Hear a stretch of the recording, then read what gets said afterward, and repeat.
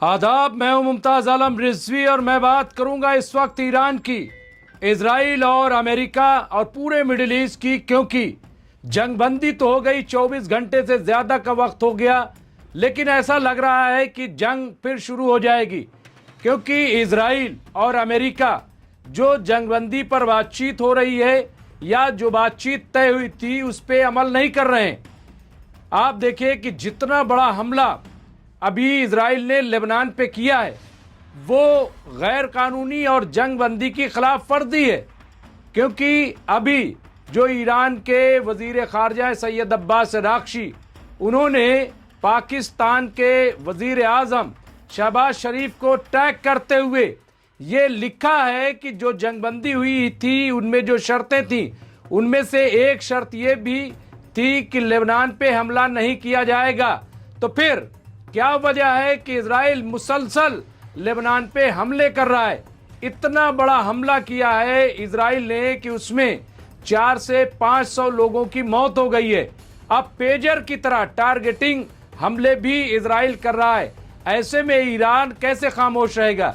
यही वजह है कि ईरान ने अब एक बार फिर स्ट्रेट ऑफ हॉर्मुज को पूरी तरह से ब्लॉक कर दिया है, बंद कर दिया है और कहा है कि अगर ये हमले नहीं रुके तो ईरान फिर से जवाबी कार्रवाई करेगा। दूसरी तरफ आप देखिए कि अभी जब पाकिस्तान में ऐसी खबर आ रही है कि बातचीत होनी है, मुज़ाकरात होना है, उसमें जो अमेरिका के वाइस प्रेसिडेंट हैं जेडी वेंस, उनको भी आना है। हालांकि कल ये खबर आई थी व्हाइट हाउस से कि वो सिक्योरिटी के पेश नज़र पाकिस्तान नहीं जाएंगे, लेकिन अब फिर खबर आ रही कि नहीं, वो पाकिस्तान जाएंगे। लेकिन और ये वहाँ पे एक बातचीत होगी, मुज़ाकरा होगा। सवाल ये है कि उस मुज़ाकरे से पहले अब फिर एक बार अमेरिकी सदर डोनाल्ड ट्रंप ने जो बयान दिया है उसके क्या मानी मतलब है? अब क्या कह रहे हैं डोनाल्ड ट्रंप? अब डोनाल्ड ट्रंप कह रहे हैं कि हमारे जो फौजी हैं वो ईरान के आसपास आराम कर रहे हैं, यानी फौज रुकी हुई है। आप ये देखिए कि रस्सी जल जाए बल न जाए, वही बात है भाई। अभी तक फौजी रुके हुए थे तो क्या कर रहे थे और क्या कर लिया? क्या आप स्ट्रेट ऑफ हॉर्मुज को खुलवा सके सिवाय ये कि एयर स्ट्राइक? लेकिन एयर स्ट्राइक में भी अब आपके लोग भी, आपके भी जहाज मारे जा रहे हैं, आपके भी जंगी बेड़े जो है वो भाग रहे हैं। आपने कहा था कि बूट्स ऑन ग्राउंड हम करेंगे, तो क्यों नहीं किया? और फिर 5,000 10,000 की फौज से ईरान में बूट्स ऑन ग्राउंड का क्या मतलब है?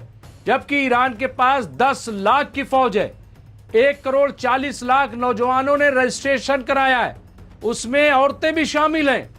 उनसे कैसे मुकाबला? और एक साहब तो बड़ी अच्छी बात कह रहे थे बच्चों को छोड़ दीजिए, तो ईरान का हर शख्स ईरान के लिए लड़ने के लिए तैयार है।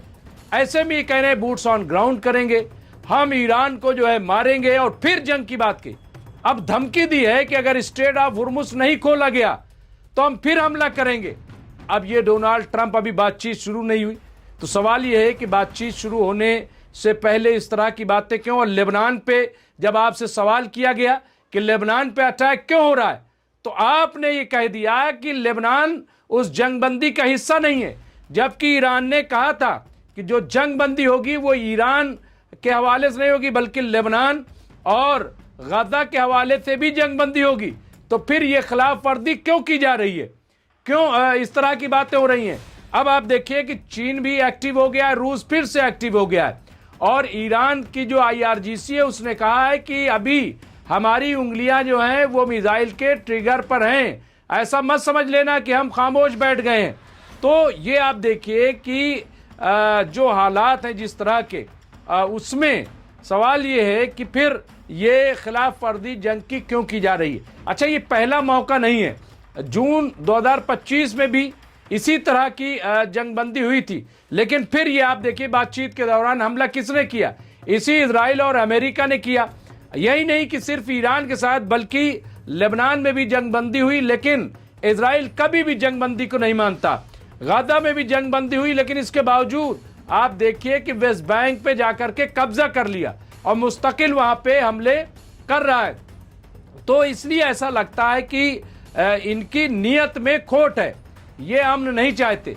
लेकिन ईरान पे कब्जा कर लेना क्या आसान है?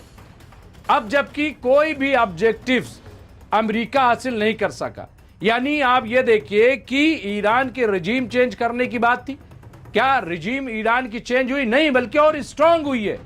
आयतुल्लाह मुश्तबा खामनाई अब सामने आ गए हैं और उन्होंने जिस तरह से इत्तेहाद कायम किया है पूरे ईरान में, शायद इससे पहले इतना बड़ा इत्तेहाद ईरान में देखने को नहीं मिला। जिस इस्लामिक रजीम की बात कर रहे थे, वो इस्लामिक रजीम आज की तारीख में और ज्यादा स्ट्रांग हो गई है। आप पता कीजिए, इसी तरह से स्ट्रेट ऑफ हुर्मुज की बात करें तो अब बाकायदा ईरान ने ऐलान किया है कि वो $1 लेंगे प्रति बैरल, यानी एक बैरल के लिए टैक्स $1 लगेगा, तभी कोई यहां से जा पाएगा। तो ऐसे में स्ट्रेट ऑफ हुर्मुज पे कंट्रोल भी बहुत ज्यादा हो गया है। इसके साथ साथ अगर सिफारती तौर पे देखें तो रूस और चीन तो थे ही, लेकिन जिस तरह से अमेरिका के खिलाफ नाटो, फ्रांस, जर्मनी और दूसरे ममालिक हुए, स्पेन वगैरह, उस पर भी आप अगर नजर रखें तो आपको अंदाजा हो जाएगा। तो ये इस वक्त की सूरत हाल है और इजराइल ऐसा लग रहा है कि वो जंग जो है वो नहीं बंद करेगा और उसकी वजह साफ है, समझ में आता है। क्योंकि आप देखिए, अभी अमेरिका के अंदर भी जो मिड टर्म चुनाव होना है उसको लेकर के डोनाल्ड ट्रंप काफी घबराए हुए हैं। उनको समझ में नहीं आ रहा है कि वो करे तो करे क्या। उनको लग रहा है कि अगर हमने अपनी हार कबूल कर ली तो उससे भी बड़ा खतरा पैदा हो जाएगा, हार कबूल नहीं करते तब भी खतरा है, तो वो करे क्या, वो असमंजस कह लें, तज़ब्ज़ुब का शिकार हैं। जहां तक इजराइल के वजीर आज़म बेंजामिन नेतन्याहू का ताल्लुक है तो वहां उन पे बदउनवानी घोटाले की तलवार लटकी हुई है, उनके मुकदमात चल रहे हैं। यही नहीं बल्कि कई ऐसे मामलात हैं जिसकी जांच होनी है। खुद 7 अक्टूबर 2023 को जो हमास की तरफ से हमला हुआ था उसकी भी जांच अभी पेंडिंग में पड़ी है। वो क्या था, कैसे हुआ, किसने उसे कराया, कौन उसके पीछे था, ये बड़े सवाल हैं। तो कुल मिलाकर के कहना सिर्फ ये है कि ऐसा लग रहा है कि जंगबंदी जो है वो फिलहाल जो है टूट जाएगी, क्योंकि अमेरिका और इजराइल की नीयत ठीक नहीं लग रही। अब देखना यह होगा कि जो अरब ममालिक है वो क्या करते हैं, क्या अब वो बोलेंगे? क्योंकि देखिए, जो अमेरिकी बेसिस पे अटैक हुए, जो ईरान ने अटैक किया है, तो इससे एक खौफ का माहौल तो रहा है। फिर सवाल ये है कि फायदा क्या हुआ? ये जो अरब ममालिक है, ये अमेरिकी बेसिस को रख के इनका फायदा क्या है, ये बड़े सवाल उठ रहे हैं। तो अभी अच्छा, इजराइल के अंदर भी आप देखिए तो हालात बड़े कशीदा है। इजराइल के अंदर लोग खुश नहीं हैं, बेंजामिन नेतन्याहू के खिलाफ मुसलसल आवाज उठा रहे हैं। यही हाल अमेरिका का है। कुल मिलाकर के ये कि क्या जंगबंदी जो हुई है वो स्टैंड करेगी, इसमें इजराइल का क्या रोल रहेगा, रूस का क्या रोल रहेगा, दूसरे और ममालिक का क्या रोल रहेगा। लेकिन ईरान जो है उसने फिलहाल एक्शन लेना शुरू कर दिया है, क्योंकि ईरान ने कहा है कि अगर आप जंग के खिलाफ वर्जी करोगे तो ऐसा मुमकिन नहीं है कि हम जवाब नहीं देंगे, हम फिर उसी तरह से जवाब देंगे और जंग फिर से छिड़ जाएगी। फिलहाल ईरान ने स्ट्रेट ऑफ हुर्मुज को फिर से ब्लॉक कर दिया है और ये कहा है कि तुम जंग की खिलाफ वर्जी कर रहे हो, इसलिए हम जो है स्ट्रेट ऑफ हुर्मुज को खोलने वाले नहीं। बहरहाल जो भी इस तरह की खबरें होंगी आपको अपडेट करते रहेंगे। देखते रहे एमएमसी न्यूज़ इंडिया। बहुत बहुत शुक्रिया।